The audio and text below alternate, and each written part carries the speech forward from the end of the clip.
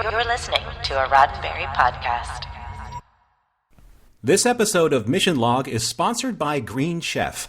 Go to greenchef.com/60 Mission Log and use code 60, that's the number 60, 60 Mission Log to get 60% off plus 20% off your next 2 months.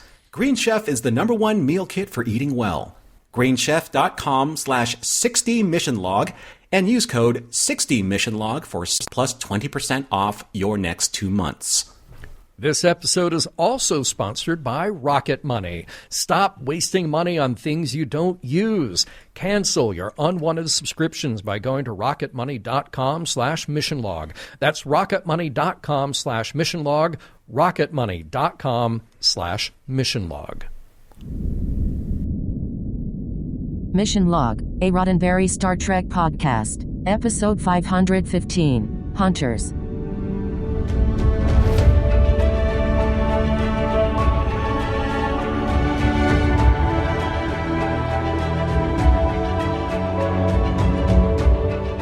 Welcome into another episode of Mission Log, a Roddenberry Star Trek podcast. I'm Norman Lau. And I'm John Champion. Each week on Mission Log, we tune into the transmissions, no matter what the danger, to see if we can decode the messages from far away and long ago. Are there morals, meanings, and messages in those Star Trek episodes? And do they stand the test of time? This week, Hunters, the one in which the Voyager crew gets letters from home, but they're also being hunted down by ferocious killers, so that kind of puts a damper on things. I'll be right back with trivia after Norman tells all of you how to reach us. Mission Log is a conversation about Star Trek. Drop us a line at missionlog@roddenberry.com and join us on X, formerly known as Twitter, and Facebook at Mission Log Pod. While you're at it, leave us a review and a rating at Apple Podcasts or your favorite podcast platform. And please remember, your comments could be used on Mission Log or Engage on the Roddenberry YouTube channel.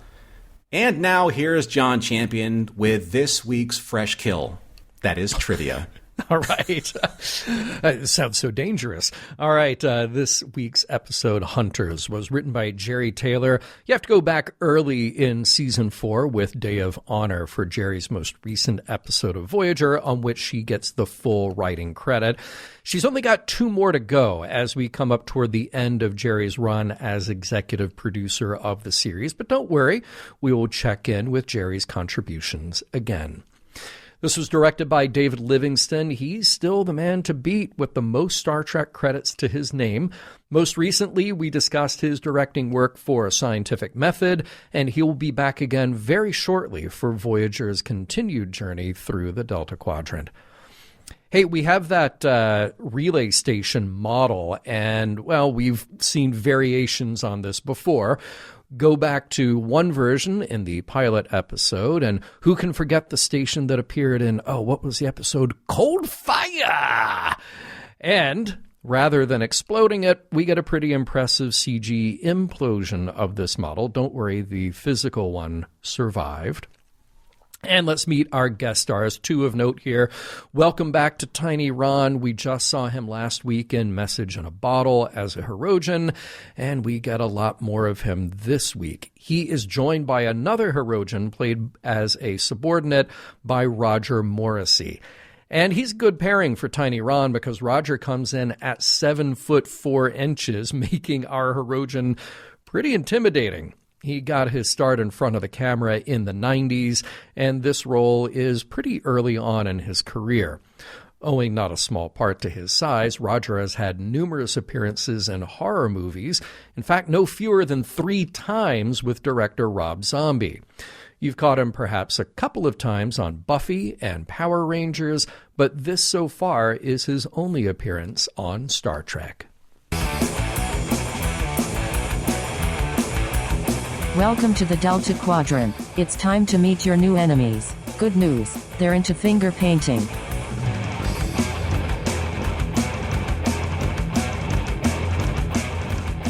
Prologue. There's an air of excitement on Voyager as a faint, garbled message from Starfleet ekes its way from one of the Hirogen communications relays. It's still too far away, which means Janeway will have to risk the ire of their potential new enemies and get a little closer to collect the whole thing. Cut to the interior of a Hirogen ship, and the commander is none too pleased that Voyager is still out there. He paints a battle stripe on his helmet and orders an intercept course. Act 1. Speculation abounds, and the bridge crew try to figure out what message awaits them. Maybe Starfleet has figured out a way to get them home. A technological breakthrough, a wormhole, who knows? More important, there are a lot of families back home who are probably relieved to know that Voyager has been found, even if far away.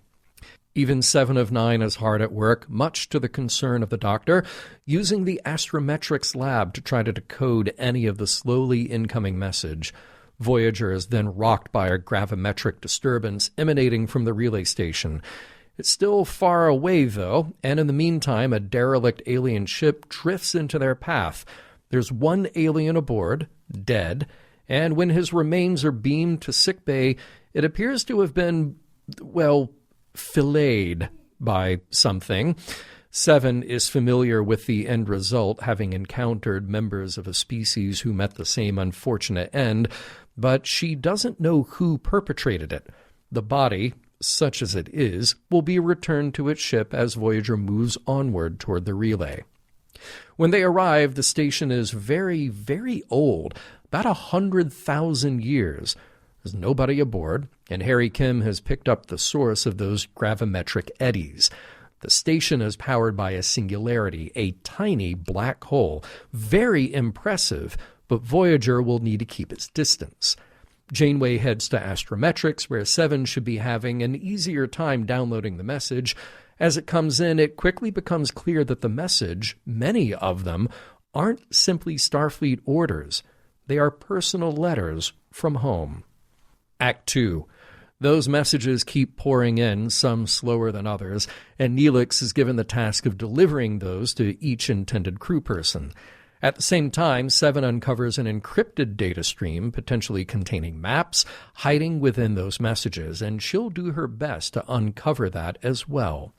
7 seems nonplussed by the work, but Janeway gives her pause by mentioning the possibility that 7 has family she may not even know back on Earth. On the bridge, Neelix delivers a message to Chakotay from an old friend, the person who recruited him into the Maquis. It seems to give him concern, and he excuses himself. The next stop for Neelix is Tuvok's quarters. There's a message from his family on Vulcan, and it contains the good news that Tuvok is now a grandfather. In engineering, Chakotay shares his news with B'Elanna, a letter that revealed that the Maquis have been wiped out. It's devastating, and B'Elanna can only react in anger. In the mess hall, the scuttlebutt is that more letters have been downloaded. Harry is anxious and excited while Tom plays it off with cool indifference. When Neelix enters with the latest haul, neither Harry nor Tom are included, leaving Harry dejected and Tom right where he was with no hopes and no disappointments. As Voyager stays at a safe distance from the relay station, the messages stuck there are starting to degrade. 7 suggests that a shuttle could get closer, and she gets the okay to go there along with Tuvok. With 7 away, Harry drops into astrometrics to find B'Elanna working on data retrieval. After the initial barbing about Harry's crush on 7, B'Elanna gently lets him down about what's really important. No message for him yet from home. But she knows he'll get one. He just needs to be patient. On their way to the relay station, 7 asks Chakotay if his presence on this mission is because Janeway doesn't trust her. But the Vulcan explains Starfleet protocol that 2 are always recommended. They complete part of their mission, firing a Polaron burst at the station to stop the signal degradation, but as soon as they do, the shuttle is rocked by fire from an incoming vessel. Their systems are compromised, and a Hirogen ship closes in fast. Act 3. Shields on the shuttle are compromised, and as they are pulled in by a tractor beam, Tuvok manages to fire off a distress beacon. Back on Voyager, B'Elanna lets Tom know that he's got a message coming. Tom is still uninterested. The truth of the matter is that as the message emerges, it's from his father, Admiral Owen Paris, and in a moment of honesty, Tom says he's got it better on Voyager than he ever did at home. He's got real mixed feelings about this. B'Elanna's sympathy only goes so far when she reveals what she's been through today, hearing about her lost fellow Maquis. The two embrace, realizing they're both emotionally exposed. Speaking of, Chakotay goes into the captain's ready room with a status update on the away mission. The shuttle itself isn't on sensors, but stabilizing the relay was a success. So they figure they have some time to wait this out, and Janeway says she'd like to explore this mysterious 100,000-year-old station and the secrets it contains. Maybe she's not in a rush to get home either. The letter she got, she reveals, was from her fiancé back on Earth, Mark. He resigned himself some time ago to losing Janeway along with Voyager. He married one of his co-workers, and that leaves Janeway feeling a bit lost, perhaps. Sad, for sure. A call to the bridge interrupts their conversation. Harry has picked up the distress beacon and found Voyager's shuttle, but nobody is on board. Act 4. Interior of the Herodian ship. Well, now we know what happened to the bones of that poor alien from earlier. Bones, nets, and various weapons make up the majority of the space, as if Architectural Digest insisted this is going to be the look for the next season. Trapped in it all are Tuvok and 7 of 9. Their captor, the lead Herodian, enters to inspect his prey, who, in his estimation, are puny. He wants to know what they were up to, but when Tuvok tries to explain their use of the communications relay, the Herodian quickly shifts to the threat of hunting down Voyager and the rest of the crew. The second Herodian enters, informing the first that they have spotted Voyager and should wait until their fellow hunters arrive, but the first is ready to begin the hunt now and claim his prize. Meanwhile, on Voyager, they've spotted the Herodian ship and confirmed that 7 and Tuvok are on board. Janeway opens a communication channel with them, but the Herodian are not interested in negotiation. If Voyager won't leave, they'll be destroyed. And with that, 3 more Herodian ships approach, and Voyager goes to red alert. Act 5. The 2 Herodian bicker a little over the first's plan to slice open his captured prey and save their bones as relics while the other ships pursue Voyager. But on Voyager, knowing that they're outgunned by the Herodian, Janeway crafts a plan to use the relay station to their advantage. They'll aim an anti-Thoron burst at the station to destabilize the singularity that powers the thing. That should create a gravitational well that will trap and disable the Herodian ships. They do, and it does, and it's a balancing act of protecting Voyager from the pull of gravity while also locking onto Tuvok and 7 to beam them back aboard. And the timing on that could not have been better, since in their disruption, Tuvok had gained just enough ground to fight back a little, but the Herodian are getting even more aggressive now and firing on Voyager. That alone is causing their effect on the station to grow more severe, and Janeway calls on them to stop firing. Too late, though. The structure collapses, and with the singularity released, it starts crushing those Herodian ships like tin foil. The ship Tuvok and 7 are in looks doomed too, but Harry manages to lock a transporter on them. They're back, and with a little effort, Voyager manages to break free of the gravitational pull they just unleashed. The station is destroyed, of course, and that sent an energy burst that wrecked every other station on the Herodian mesh network. B'Elanna was able to pull down a few more messages before it all stopped, though, including the encoded message from Starfleet, which will take some time to piece together. Harry finally got a letter from his parents, but the one from Admiral Paris to Tom didn't make it. B'Elanna suggests that in this case, Tom should assume the best. Tuvok briefs Janeway on their encounter with the Herodian. They should be considered very dangerous and amoral to boot. Then Chakotay enters the ready room to give an update and to check in on Janeway. She, the crew, the ship, have been through a lot, not to mention the personal nature of Janeway's letter from Mark on top of it all. She'll be fine, though. She reflects that the idea of Mark may have been an excuse to keep her on task and not involved in a relationship while she's in the Delta Quadrant. But that's no longer a concern. And there are plenty of other things to keep her busy. Then arm in arm, Janeway and Chakotay head to the mess hall for Neelix's party. The end. So, John, you and I are going arm in arm into Neelix's party. Yeah. Where you left off from your fantastic synopsis. Well, thank you. But I hope, though, I want to stop by my quarters and slip into some of those cool Voyager civilian clothes. Because they've got it. They've got it better than anybody. Yeah. Yeah. Too bad we didn't get to then cut to that party. That would have been the way to end it. John, you're the Tuvok's pajamas. You are the Tuvok's pajamas, sir. Pajamas. Nice. Thank you, my friend. Thank you.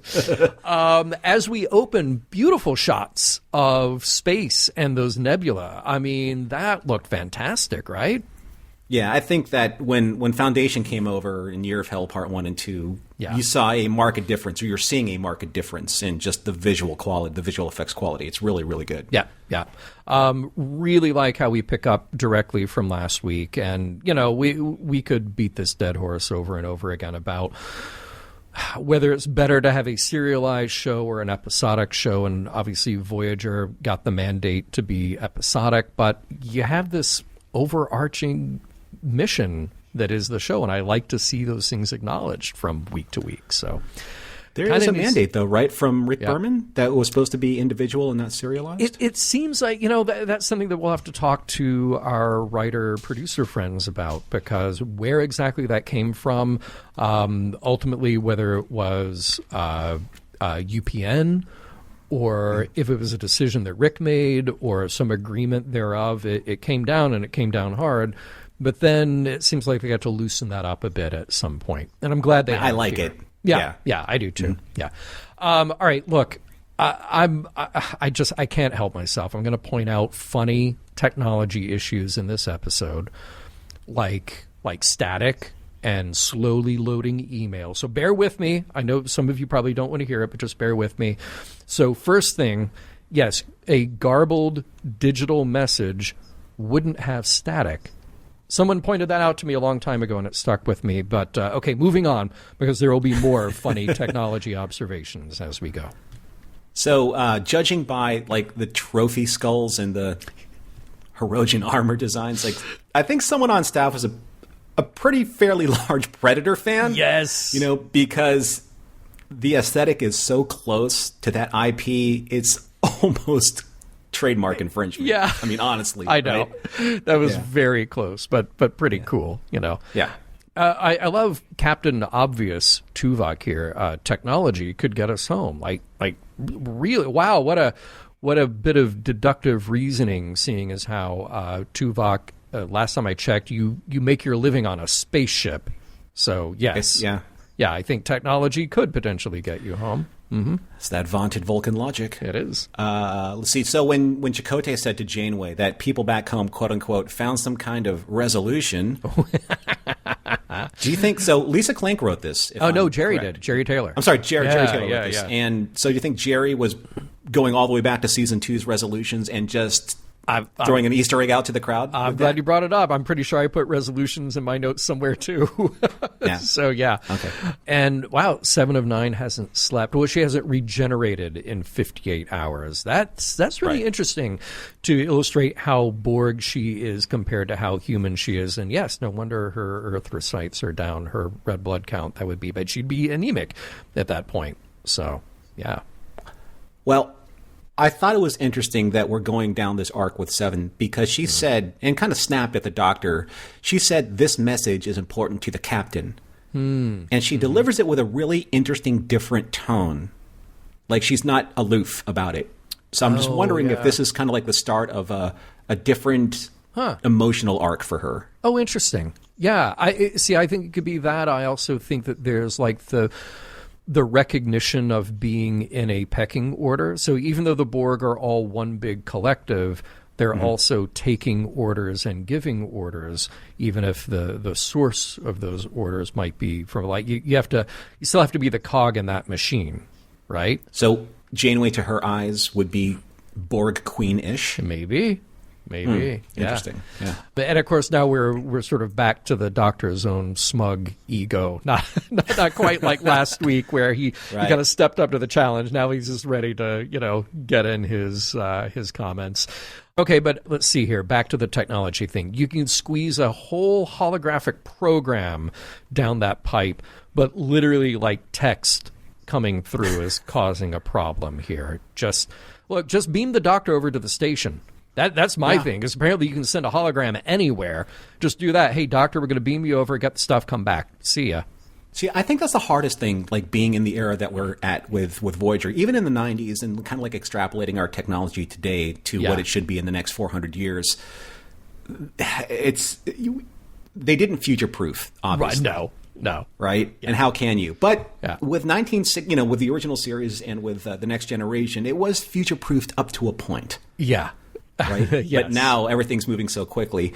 One thing that isn't future-proof, though, is physics, right? So physics is always future-proofed. Right. And the physics in this episode, not so much, because I have a problem with like ongoing flames happening in the vacuum of space.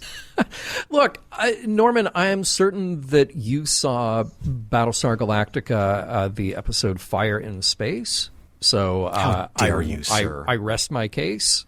How dare you? All right. Yes, I did. And you're absolutely right. Case closed. The flayed alien carcass. Flayed alien carcass is our for today. Yeah, very good band name. Right? Mm-hmm. Put that right next to Thrombic Modulator. Yep. Again with a Predator reference, because that's what Predators did. I'm just saying. Maybe Herosian is some kind of alien translation for Predator. I don't know. Right, yeah. Also, you being the Doctor Who fan that you are, so a black hole or a quantum singularity as a power source, what are these aliens? Are they Time Lords? Yeah. Because that's literally like how Time Lord technology, TARDIS technology, is powered thanks to Omega all the way back, as explained in, what was it, the Five Doctors, I think it was. I think so. That is how they do it. And don't forget Romulans. They power at least one of their ships with a singularity. Oh, that's true. Yeah. So that's pretty cool. Yep. Oh, God. Okay, look, indulge me again. Just indulge me while I tech the show's tech just one more time here. Not the last time. Neelix has to deliver each message on a pad. Yeah. Yeah. So, again, Neelix has to hand deliver each message on its own individual dedicated pad. And wait, the messages are visible to Neelix, as we will soon find out. Doesn't the ship have a local network? Like, even if your internet connection is down, isn't your local Wi-Fi still up, and people could just download their messages privately in their quarters? I'm going to suggest that at the next staff meeting. I mean, the pads are an interesting thing. They've always been an interesting thing just in terms of like the technology and what it stands for. I mean, you and I have been talking about like our love for iPads and things like that. Yeah. But like this goes hand in hand with some of the fun that we poked in Deep Space Nine, where like Major Kira was like hip deep in pads because she has to hand out duty rotations. Yes. Yeah. Duty rotations are probably like, what, 20, 30 people? right. On a pad. Yeah. Yeah. It's about like 6 inches tall. It's about like half an inch thick, and it contains like no data. Yeah. You could text that to everybody all day long for nothing. Yeah. I think what's kind of sweet about this, though, if I'm going to put a positive spin on it, not like your Fire in Space analogy. Right. Yes. It's nice to see mail call. Mail call is so important. It's like in the DNA of really good drama. We go all the way back to like war films when people would get like mail from loved ones or bad news or good news, but just news, cookies. Whatever. Exactly. Yeah. We'll definitely come back to that as a familiar refrain, I'm sure. I love mail call. Anyone who's like on summer camp or has been away from home, you got to love mail call. Oh, it's the best. It's the best. Yeah. I really like this moment with Janeway and Seven and the prospect of Seven having family on Earth. Now, I know that we don't jump the timeline on this podcast, but it does leave this intriguing question about the possible paths that Seven's life could take in the future. Like, not only getting back to Earth, but wait, there's potentially these other levels of connection and discovery for her. So just leaving that there. All right, and once again, a technology note here, just turn off preview on your messages, because Neelix is all up in your business. So Yeah, he do is. that. Yeah. And then, Janeway goes, "Oh, hi, Mark." She that's the message she gets.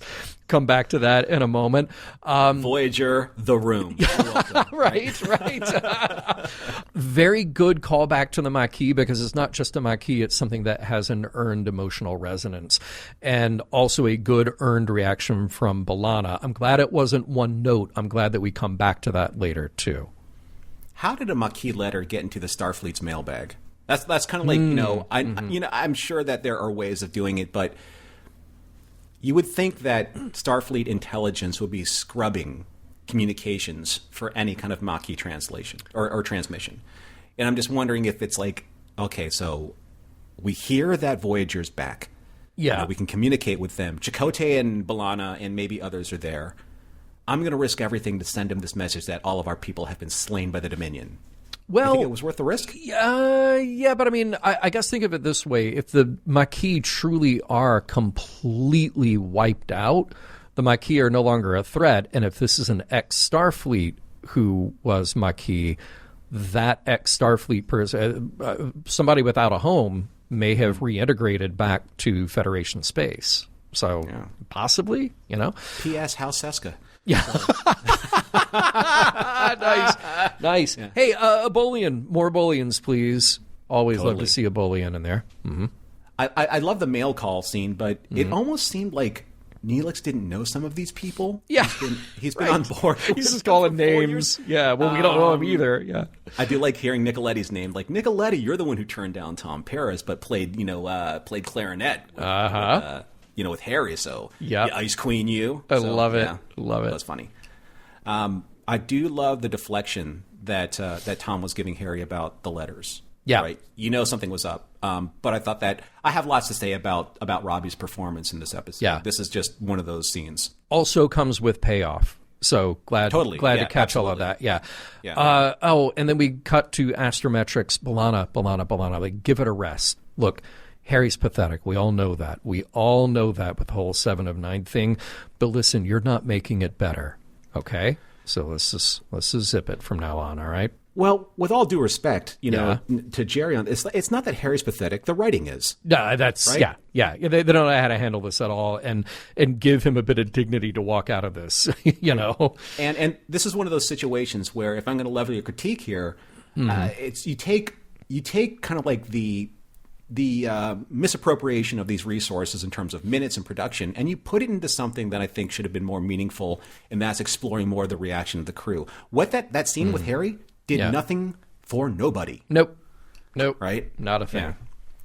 Yeah. When Janeway said it's not her quote-unquote custom to send just one person on an away mission, maybe protocol would have been a better word instead of custom. Because custom is like, that's Janeway's choice, but protocol is Starfleet's choice. Tuvok does say it is recommended. So right. But I think the ambiguity with what Janeway said, 7, like, oh, it's Starfleet protocol that 2 people go on, as opposed to Janeway's, her desire or just her custom. I don't know. Yeah. Obviously, it was leading into the storyline between 7 seeking for Janeway's approval. Sure. Yeah. Which plays nicely. Interesting little bit of clarification that the Vulcans can lie. It's just not prudent, and they'll do it under orders, as we have seen. And I do like how all of that plays out with. I'm going to say, your interesting assessment that she's looking for Janeway's approval. I also like this bit of Seven's ego being at stake a bit here, and that's something she's exploring. Also, just a little script note, very long Act 2, but I think they found the right places to create the mini cliffhangers. Yeah. The interesting thing, though, and to sidebar this, is the acceptance of the ego in a Borg. Yeah. Very interesting. Yeah. Because I think she doesn't know what to do with it. She doesn't recognize that it's ego. It's just a thing. Yeah. Right. Yeah. Okay, so the tractor beam, the Hirogen tractor beam that catches the shuttle. I always thought that when you're in a tractor beam, like everything is tractored, but then the shuttle poops out the the beacon, the beacon, yeah, and it gets away. I'm like, well, okay, that's I don't know. Yeah, we got to give them that, or they'd have to come up with another way to explain how they find them. Still the technology. Okay, it cracks me up. Tom, okay, here we are now, right? Tom, you're getting a message. Who's it from? Well, we can't tell yet. Like, it's part of the header, isn't it? Can you just view the source? There's not a picture attached, is there? If it says to, like literally it's all you got that downloaded to Tom Paris from, it stopped right there. It's so funny. I'm wondering like how everyone translated this scene from your understanding and format of emails. Yeah. Right? So it's like the two, like, wait a second, Tom, it's coming in backwards. We have BCC. Oh, no one there. We have CC. Oh, no one there. We have RE. Add. Oh, we're just going to have to wait. Yeah. It's just it's another email from a Nigerian prince. The Nigerian asking you prince. for money. Yeah. Asking for, all those quatloos. Right.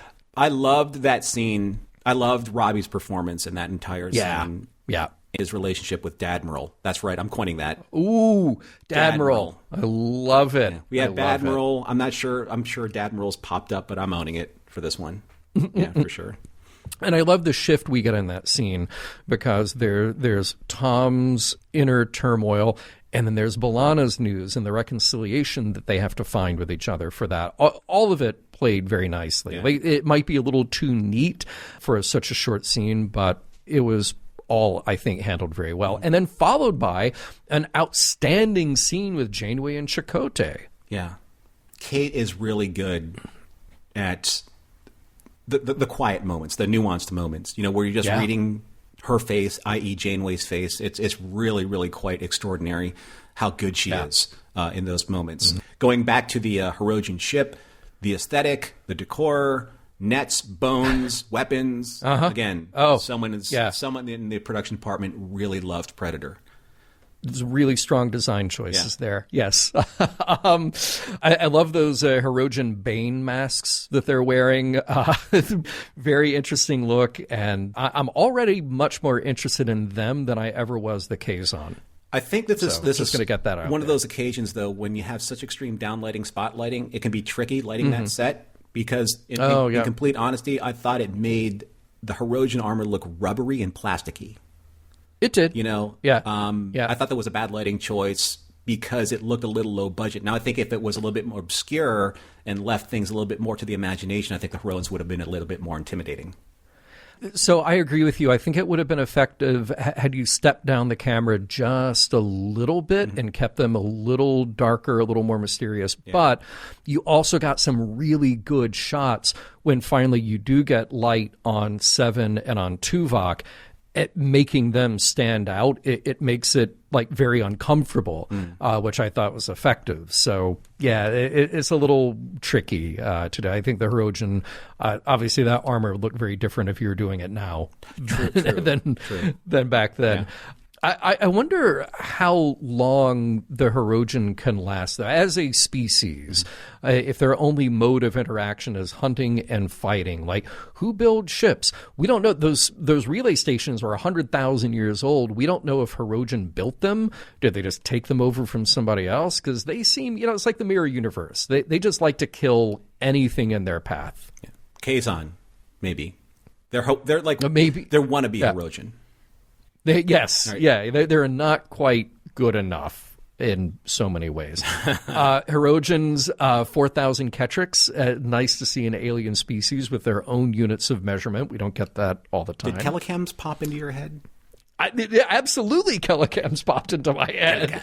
I was trying to figure out what's the conversion rate between Ketriks and Kellicams. In those scenes, I love how tiny Jerry and Tim look next to our huge Hirogen. Yeah. This is very effective. Get that camera up high. And without even getting there, without actually even the threat becoming physical, just hearing the threat of what will happen to Seven and Tuvok, very gruesome. Oh, yeah. Yeah, and the weaponry was interesting too. It was funny when Tuvok grabbed like one of basically the flaying knife from the Herodian. I wish he like yelled out, "There could be only one," and then he like slashes them across the throat, which he did. Yeah, But the Herodian, of course, they're armored and they have a gorget. They do across their throat. Of course they do. Why wouldn't they? Right. So, but man, I am here for it. Tuvok is going to work. He went literally for the throat on that. He did, right? He did, and it is so cool to see him just go commando mode against those Herodian. Commando I am here for it, absolutely. And then, of course, Voyager about to take a beating, and shouldn't someone else be downloading messages so B'Elanna can get back to engineering? She's still in there like, Tom, it's one letter. It's two letters. It says hi. Yeah. That's what I got for you. Love, da. We're waiting for one last letter. Yeah. Right. And look, I'm not saying that Harry Kim can't do it, but this is one of those times that you'd think that Voyager would have a transporter chief or two. I just think keep training people for other jobs as long as you have all this time out in the Delta Quadrant. Right. That would be a good idea. And nice ending scene with the famous coffee line. I couldn't remember where that came from about it being the finest organic suspension. And Janeway, I agree. That was like all the way back in like season 1. When was that episode where they were like the Voyager was mirroring itself, in this nebula? Mm-hmm. Yeah. Oh yeah. Yeah. So you have Janeway and Chakotay with these unspoken non-resolutions, right? There we are. Yeah. Yeah. I felt, though, at least here, that they felt more like best friends as opposed to having this other subtext in a relationship. I know the JC shippers loved it, but it seemed different this time. Well, I'll tell you what, my friend, how about you put a pin in it, and we come back to that in the next segment.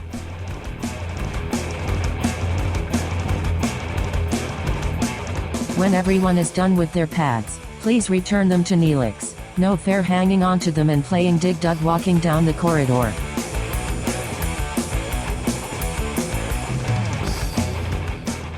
We'll get right back to Hunters after a word from this week's sponsors. Hey, if I came up to you in the middle of the street, promise I wouldn't do that actually, but if I came up to you and I said, hey, how many subscriptions do you have? And more importantly, how many have you forgotten about?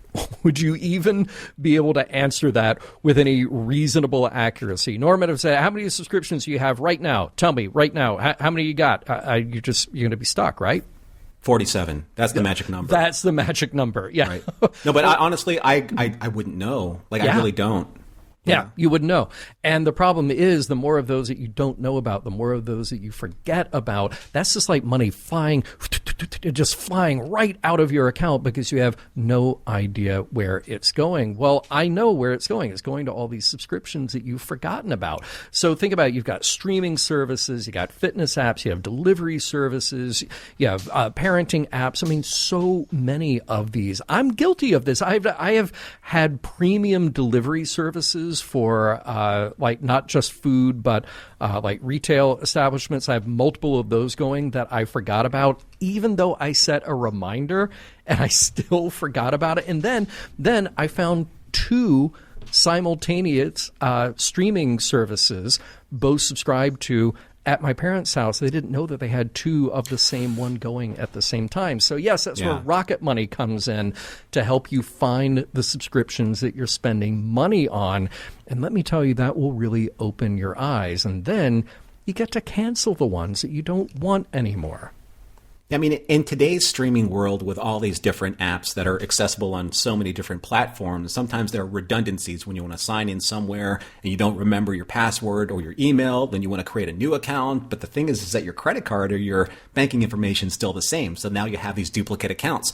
So what Rocket Money does, it's a personal finance app that finds and cancels your unwanted subscriptions, and it monitors your spending, and it helps lower your bills. So we all need that from time to time because we want to save money and we don't want to spend it willy-nilly. So you can see on Rocket Money, I can see all of my subscriptions in one place, and if I see something I don't want, I can cancel it with a tap in the app.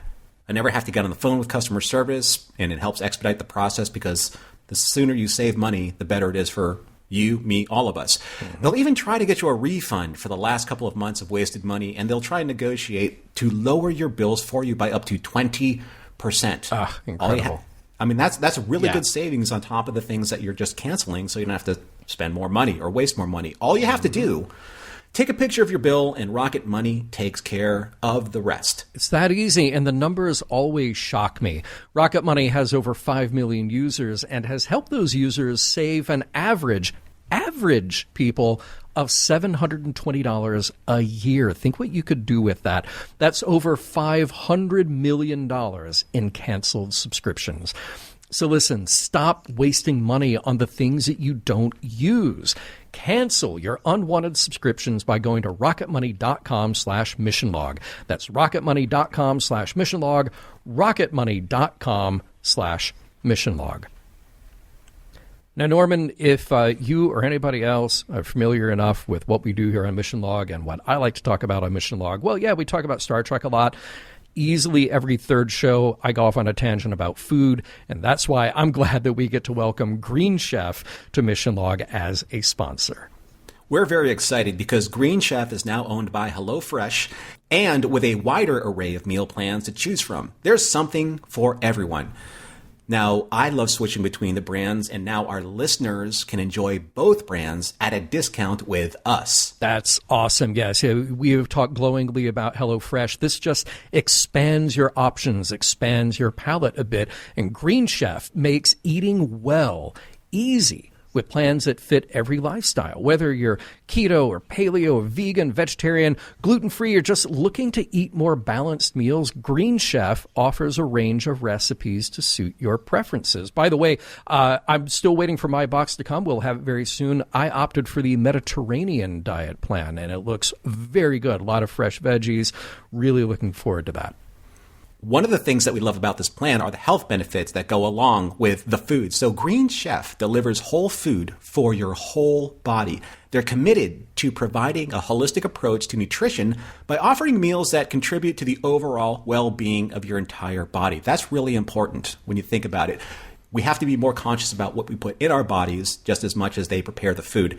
Choosing Green Chef means choosing real, wholesome foods that just don't fill you up, but also support a healthy lifestyle.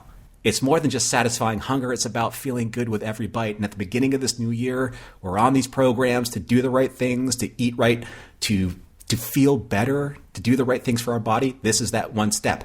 Green Chef's new gut and brain health meal plan include a mouth-watering array of nutritious dinners, clean snacks, and functional drinks crafted to actively support the well-being of your gut and enhance cognitive health. I don't think, John, enough people know how important gut health really is to just basically your overall mood, your energy, your well-being, just in general. Directly connected to everything. It's all about the biome. Look it up. And let's talk about variety, because that is super important to me. With any meal plan, any type of my food passion. So you can embark on a delicious culinary adventure this year with Green Chef's diverse menu. Each week, choose from more than 80 flavor-packed options. Easily customize your meals to suit your lifestyle with preferences, again, like keto, vegan, vegetarian, fast and fit, Mediterranean, that's the one that I got, gluten-free, protein-packed, goes on and on. And Green Chef offers unique farm-fresh ingredients, organic whole fruits and veggies, and premium proteins. Savor Green Chef's seasonally inspired recipes, where we celebrate the peak ingredients, flavors, and freshness of every season. So make this year's resolutions a breeze. Build healthy habits the easy way in 2024 with nutritious recipes from the #1 meal kit for clean eating. Let Green Chef take the work out of eating clean with chef-crafted, nutritionist-approved recipes featuring certified organic fruits and vegetables, organic cage-free eggs, and sustainably sourced seafood. Go to greenchef.com/60missionlog. That's the number 60 missionlog, and use code 60missionlog to get 60% off plus 20% off your next 2 months. Green Chef is the #1 meal kit for eating well. Take 60% off plus 20% off your next 2 months when you go to greenchef.com/60missionlog and use code 60missionlog.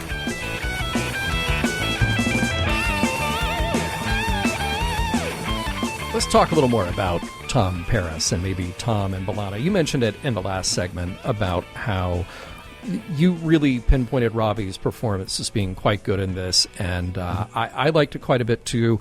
And I like what we get out of him with B'Elanna. I felt like they had many moments that were very real for both of them, and we got some emotional arcs out of them, which you don't always get on Star Trek. He says in that mess hall scene with Harry Kim, no hopes, no disappointments.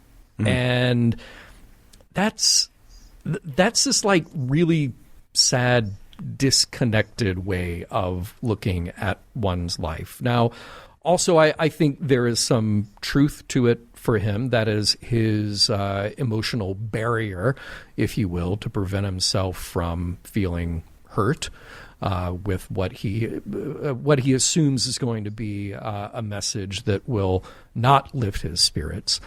And then he really does just spell out the truth of his situation when he says, what I have on Voyager is so much better than anything I ever had back there, meaning at home, at Earth. Mm-hmm.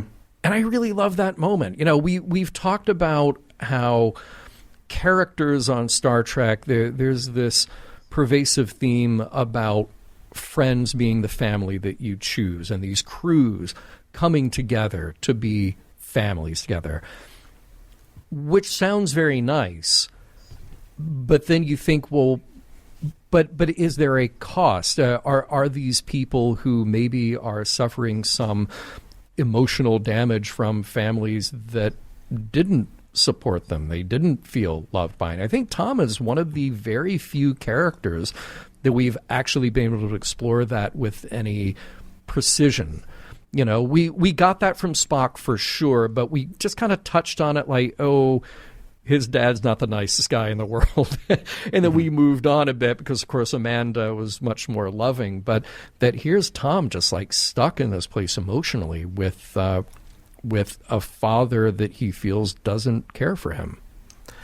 You know, I think that the letters are really interesting as a plot and storytelling device because they're very personal. And one of the things that I think that we all maybe have experienced or are still experiencing in our personal and professional lives, how well do we actually really know the people that we work with, that we socialize with on a daily basis, that we see, and we pass through the corridors every day, say, hello, how are you? Everything's great. Kind of like maybe share an anecdote or two around the water cooler. But how well do you really know the people that are in your life? And I think that we talked about this and touched about it on Star Trek V, you know, with the sequences where, you know, Kirk, Spock, and McCoy, they're shown these very deep and very personal moments. And Sybok asks them, don't you know this about your friends? Don't you know that these are who your friends are? Mm-hmm. You know, these are some of their deepest and most personal moments. You know, and Kirk's like, no, I don't know any of this about them. Yeah. So when Neelix apparently, you know, read something very secret about Tuvok, I mean, there's almost an intrusive quality to that where, like, you know, Neelix, that's none of your business. Yeah. Right? Reading that's none of your business. Now, I know the reason why they did it is because to play it for a comedic effect, but at the same time, though, it's also the same reaction that Tom had to B'Elanna. It's like, B'Elanna, I love you, but my relationship with my father is none of your business. Yeah. Right? Yeah. It's none of your business. I put that past behind me. The person that disappeared 4 years ago on Voyager, that gave me a freedom that I've never had before. Right? And that's so interesting just because, you know, the whole premise of this show is, oh my God, they're lost. They're 70 years at maximum warp from Earth. Our sole mission is to get home. But out of that 140 plus people, there has to be some on board who think, I don't have it better at home. I got it better here. I have purpose. I have comrades. I have friends. I have adventure. Yes, there are incredible risks, obviously. Sure. They're making enemies at every turn. But I love that there is at least one character here who we're exploring who says, I don't think, not that he would sabotage the mission to go back home, but just to express the idea, like, I actually have it better here.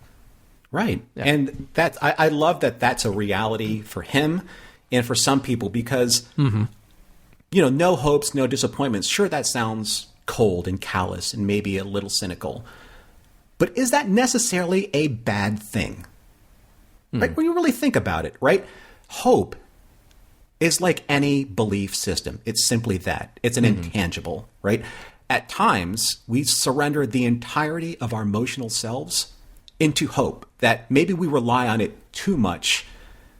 Hopefully, again, to see if an outcome of something that's entirely out of our control actually materializes. That's what hope is. Yeah. Right? There are no factual parameters that influence hope. It's just a belief that something's going to happen that's not necessarily in anyone's control or in anyone's destiny or fate. So Tom's like, you know what? I can actually wipe my slate clean and begin a better life for myself, free from the shackles of my past. Has nothing to do with hope or going back home. And let's kind of digress into that whole holding out hope to get home 70,000 light years away, or now 60,000 light years away, because we know biologically most of the crew is not going to survive that mission. So where is the hope? Yeah. They hope that they're going to get to what, 30,000 light years away? Yeah. Right. Right. Yeah. Well, and I guess with Tom, I guess the disconnect maybe is, yes, he has figured out that he's got it better here, but also why has he got it better here? He has managed to connect with people in a way that he hadn't before, and he has found purpose professionally in a way that he hasn't before. So I think the disconnect is, well, why do you feel like you can't have that, though, if you're somewhere else? Like, you've proven it to yourself that you can do it, given the circumstance. And the circumstance doesn't necessarily have to be 70,000 light years from home, but it has to do with applying yourself and being with the right people and maybe opening up in a way to those people. Because Tom has run hot and cold with the amount that he has warmed up to others versus having these barriers around him, and that's why I love that we get moments. And look, I've come down hard on B'Elanna with some of her prickliness in some of these episodes, in particular the way that she's treated Harry Kim. But I love that we get these words of advice from her delivered toward Tom. And it's really all about living in the moment. She's trying to say to him, look, you don't know what this message says. You're only making this up. You're anticipating something for which you have no factual basis. All that you have is who you are right now. And I think that's really sage advice. And what's that old saying that if you're depressed, you're living in the past. If you're anxious, you're living in the future. If you're at peace, you're living in the present. Now, I do think, let me give that a little bit of a caveat. I think our mental states are a bit more complicated than just that. And I don't mean to take away from the very real experience that people who deal with depression and anxiety experience. But what I do think is that there is a reality check that Tom has here from B'Elanna's words. And honestly, maybe he's halfway there anyway. That he can't make a conclusion based on incomplete information. And even if it did come through, like imagine that, even if a message did come through that was, well, maybe not hateful, but dismissive. It's the same old Admiral Owen Paris that he was expecting. All right. Look at what he's done so far. Look at where he is now, living in the present. In the present, he is a needed member of the crew. He is talented at what he does, and he's got this budding relationship with B'Elanna. But see, I think that's where, Tom's story, I think, is so real, because up until this point, and I know that the letters symbolize hope, but up until this point, Tom is a free man. He's free to make his own decisions. He's free to forge his own destiny. He is not bogged down or weighed down by if I make the decision, what is my father going to say? What are the repercussions of my decisions or my actions to my father's career? That is the ghost of the past that has always haunted him, right? He is a blight on his father's career. He's not a son. He's not family anymore. He is a stain on his father's sterling career. And Tom is like freed of that. 70,000 light years away. He can do the best that he can do for the crew that he wants to love and protect, his found family. And then this letter comes up. Yeah. And it brings it all back. It is a ball and chain to his life. Yeah. He is entitled to that feeling, I'll tell you. But I'm glad that he gets the advice that he does. Well, sure. He's got the support there that he needs too. Yeah. Right. I mean, it's another way of looking at things. But I also think that Tom has a very legitimate point when he says to Harry, it's like, hey, you know what?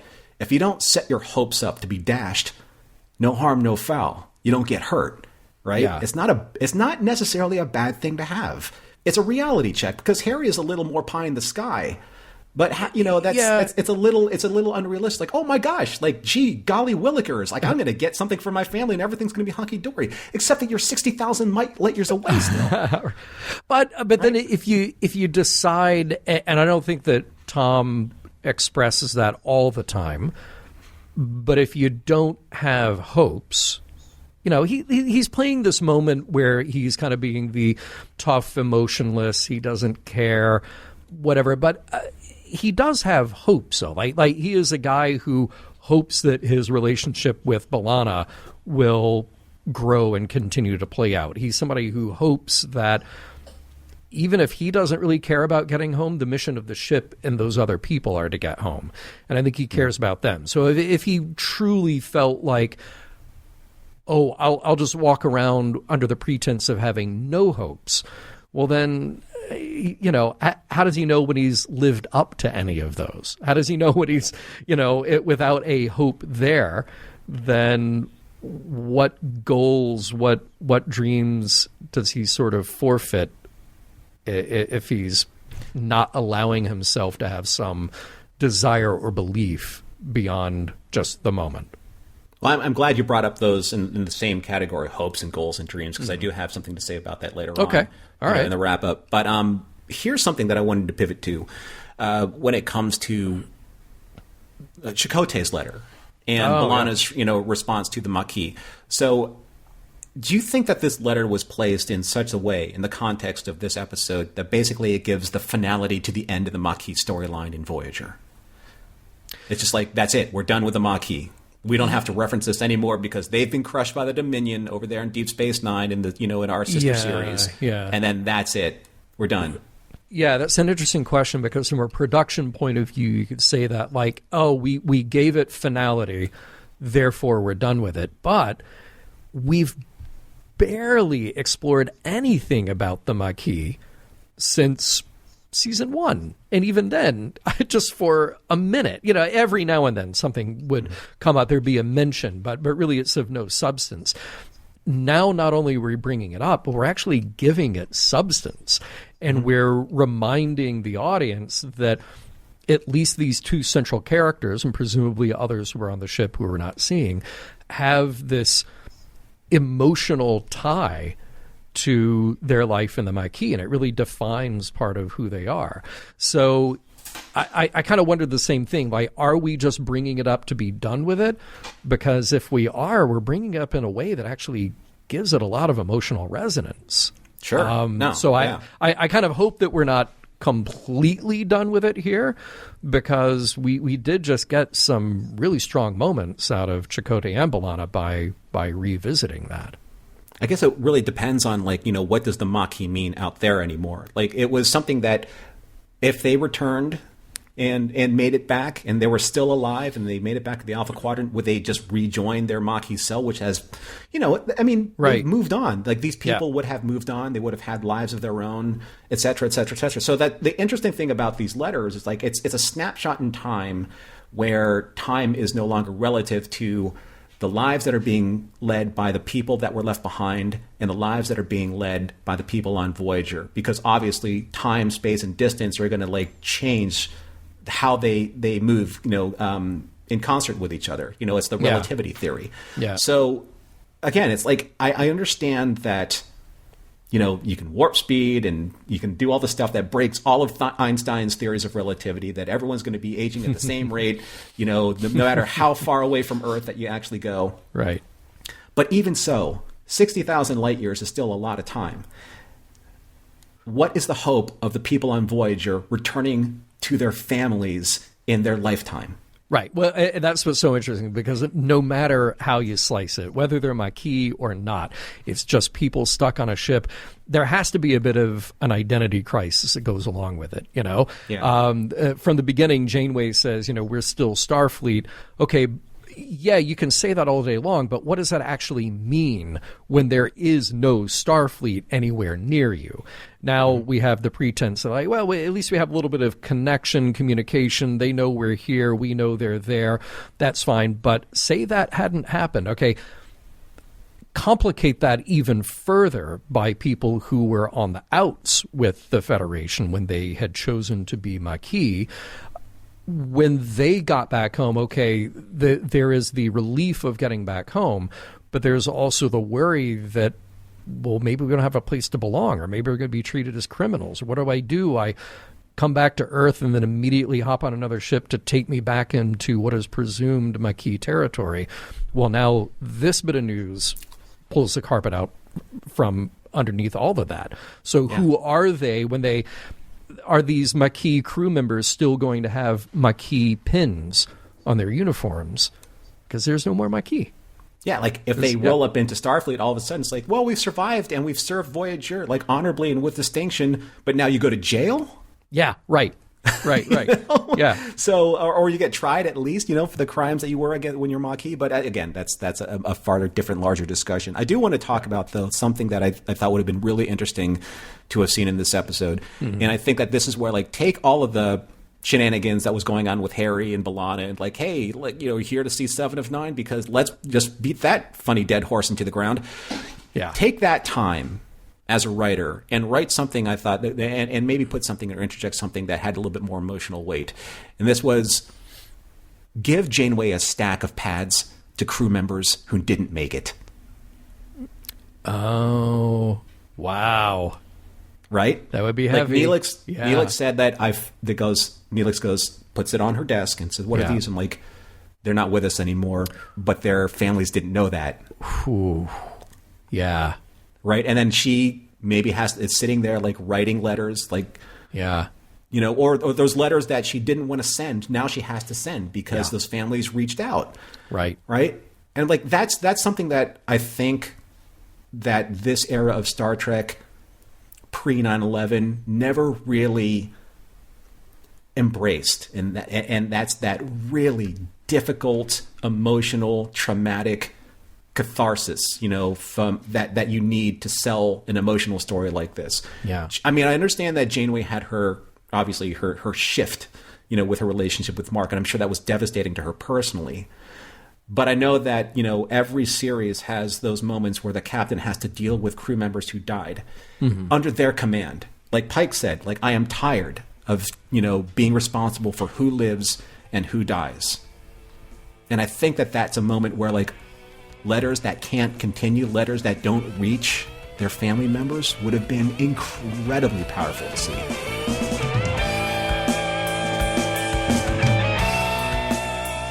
Why didn't Neelix read a letter to Baxter? Here, I'll do it. Dear Baxter, do you even still live, bro?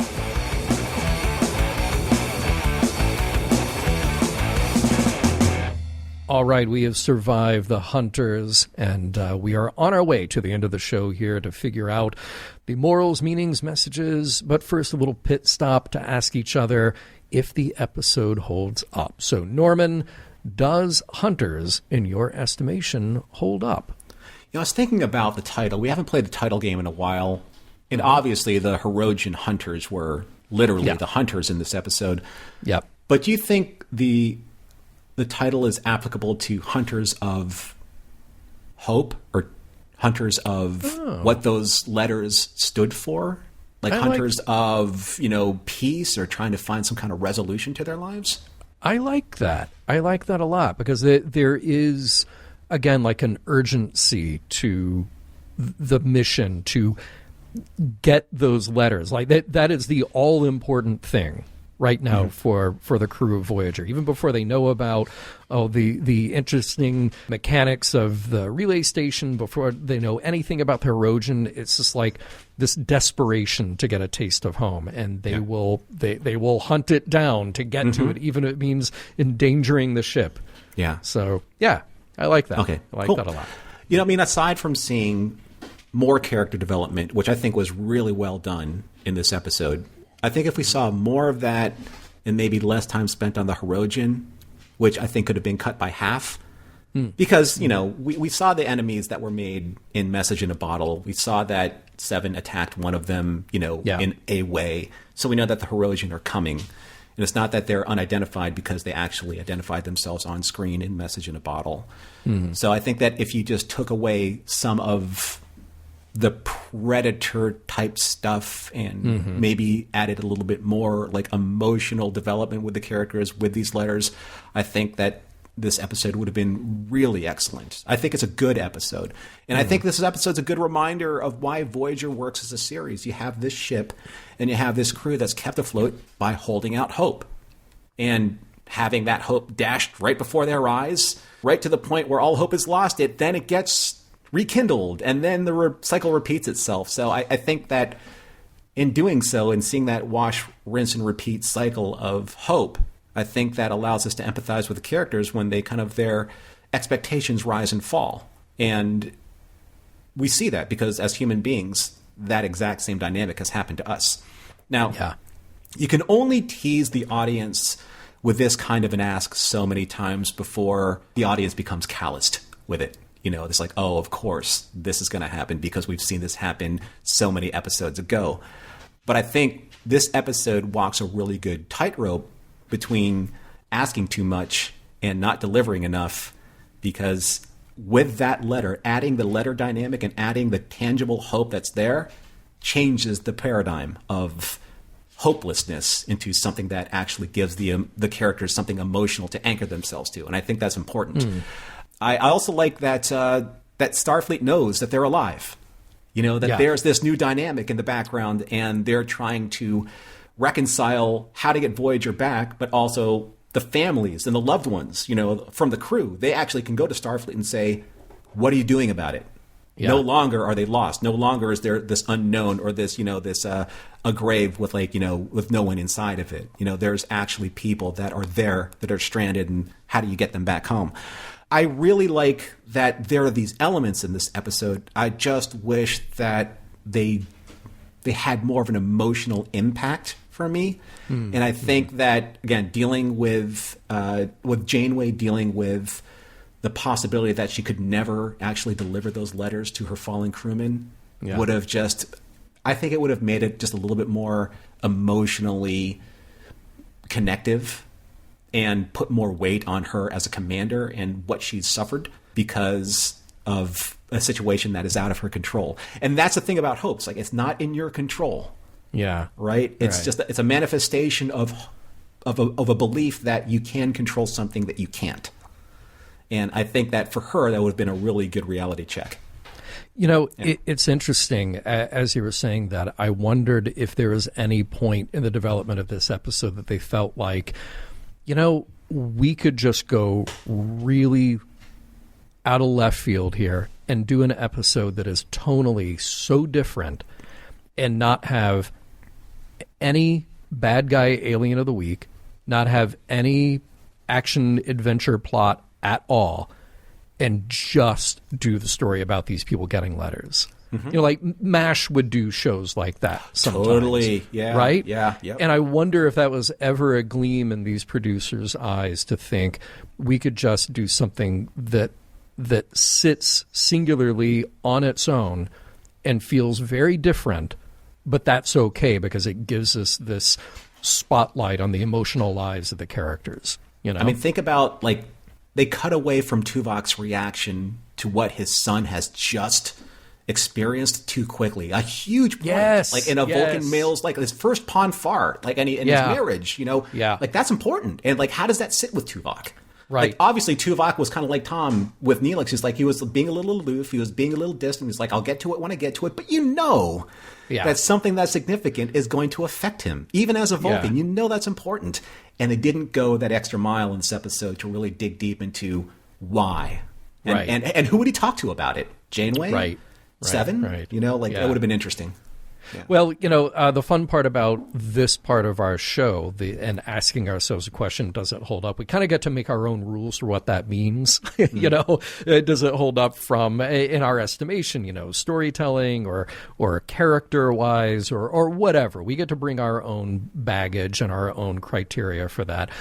I'm going to say that this episode holds up very well, partly because it is so critical to the overall arc of Voyager. It is so critical to understanding what the overall mission is and getting us from way back in season 1 with the pilot with Caretaker, what actually happens to these people when they are that far away for that long from anything that resembles home.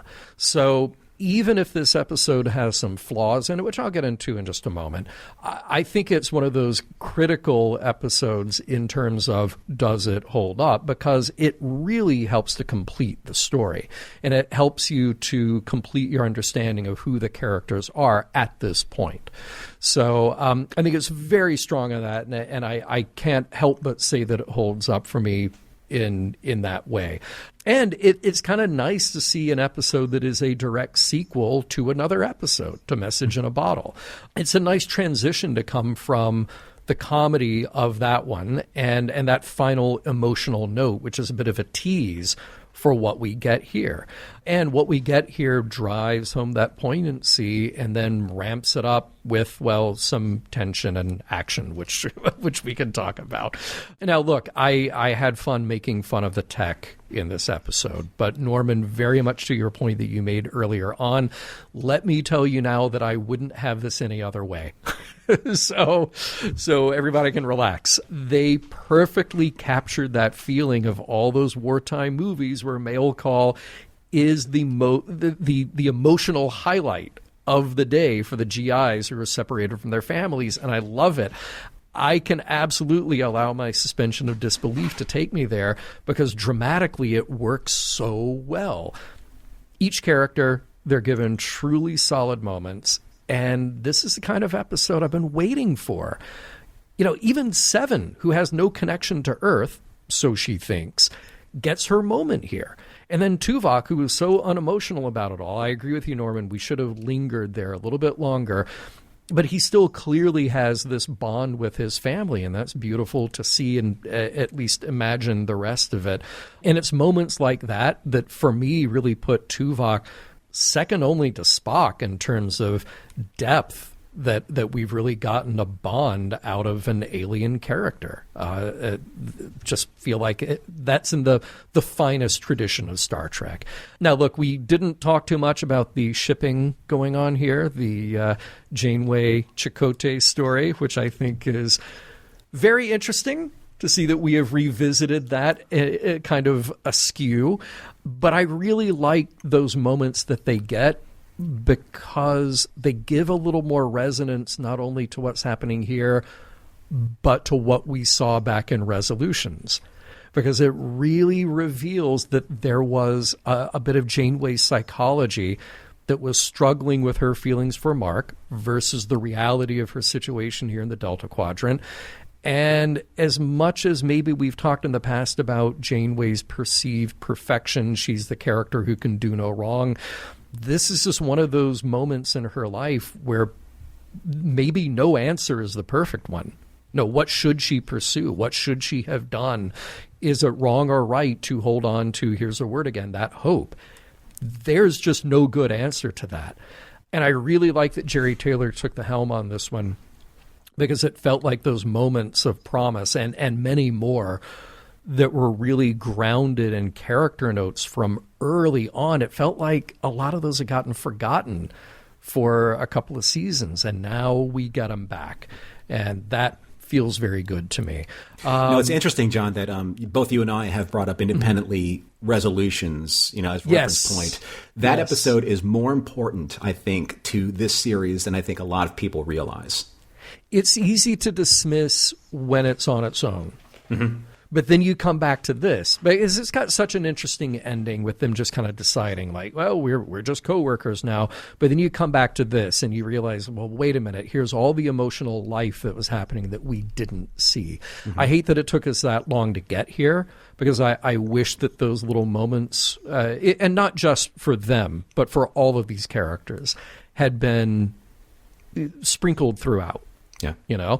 And that honestly brings me to my last kind of negative note on this show, on this episode, which is that on Rewatch, I think you get hit with the pacing problems here. It's a little weird. Like, you have these long stretches of pretty normal life on Voyager and that very long Act 2, and then you get these short sequences with the Hirogen that are very short scenes, but then they cram them all into the last couple of acts. So it becomes this weird balancing act, and it becomes a lot more obvious the more you watch the episodes. So if you're like us and you're watching it over and over again, that becomes a lot more apparent. But honestly, it doesn't take away from my first very positive impression of this episode, because I think there's so much heart and depth to it. And, with that, I'll just jump into my morals, meanings, messages, because I don't think that you have to have a lot here. I think that there's just, again, these nice character moments that we get to sit with, and we get to live the emotional depth of some of these characters and see them navigate that in the episode instead of what a lot of TV shows at the time do. You just get a character from point A to point B. Well, no, like, these are characters who are kind of making some missteps along the way too, and that's really cool to see. But I think my message here is really the message that B'Elanna delivers to Tom. And it may not always be right for every situation, but it really worked here, and I think it's worth taking with some gravity, if you'll allow that term, given the context of this episode. And that is, there is no time like right now. That time now, that is your reality. And it doesn't mean that the past doesn't inform who we are, or we have emotional resonance, but right now is what's important. It's what's important for Janeway and for Tom Paris and for everyone who perhaps left something behind in their lives up to this point. Because that trade-off then is making new relationships really count and making those new emotional bonds really worthwhile and deciding what is important to your well-being right now. How about you, Norman? Two things just popped up in my head when you were talking about that, and I think that was wonderful, John. Now I need to listen to Right Now by Van Halen. Of course you do. And there's that scene in Titanic where Jack, Leonardo DiCaprio's character, is basically saying, like, as a toast for living in the moment, for the here and now.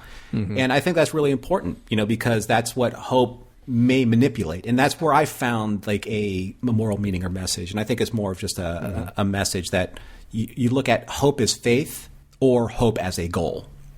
I did some research on this because I wanted to see or seek out professional opinions on this. So I found this specific passage from Psychology Today.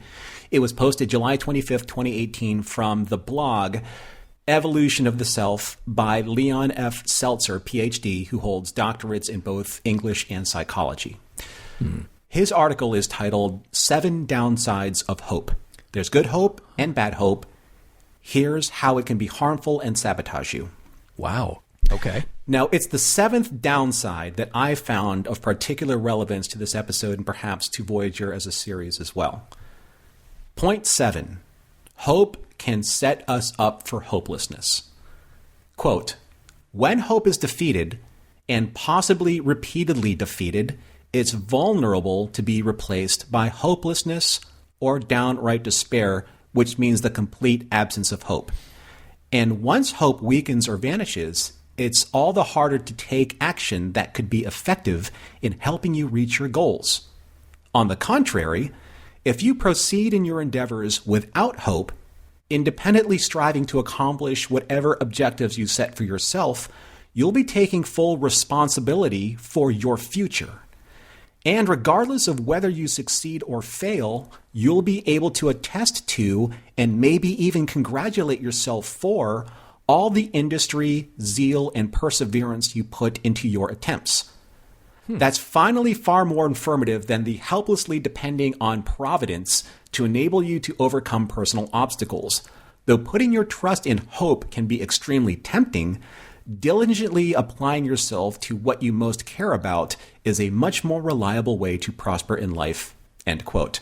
Now, this goes directly to what Tom was saying. I don't really want to hold out for this because the life that I'm living now is my best life because I'm applying myself. The goals for myself, at least in terms of Tom's, opinion of his career there, is I want to be the best pilot possible. I want to be the best relationship that I'm in with B'Elanna possible. I want to be the best crew member, the most trusted crew member. I want to be Harry's friend. I want to live my life the way that I think I should. These are my goals. They're not Starfleet's goals. They're not my father's goals. They're my goals. And as long as I can hold on to those goals, I'm living my best life, not Hope's version of my best life, not someone else's version of my best life right here and now. And I think that's where I feel like this is the emotional turning point for Janeway and the crew. After knowing that whatever hope that they had to their loved ones that they held on to, the reality, like you said, John, is that life continues to move forward and that the life that you live right now is the reality. And I think it's noble to believe in something like hope, but I think it's also constructive to continue to empower yourself with goals and achieving those goals, because I think that both of them, if you strike the right balance, it's just better for your emotional and mental well-being. It's much to like what Gene said, and I'm paraphrasing this, that humans, they succeed because they're clever and they work hard. Mission Log is produced by Roddenberry Entertainment. If you'd like to support us directly, you can do so at patreon.com/missionlog for early access to shows and the Mission Log Discord. Our website is missionlogpodcast.com, and for more Star Trek news and discussion, visit trekmovie.com. On the next Mission Log, Pray.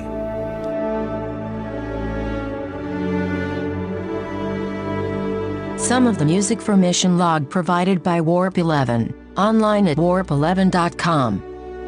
Special thanks to consulting producers, Matt Esposito, Homer Frizzell, Tom Kozak, Julie Miller, Mike Richards, Mike Shadwell, Paul Shadwell, and David Takechi. It must be tough to know that your entire resistance cell is gone, while somewhere in the Alpha Quadrant, Chief O'Brien's pants endure.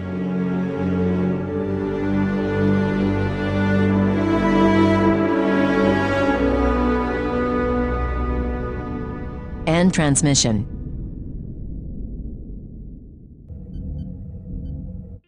This is a Roddenberry podcast.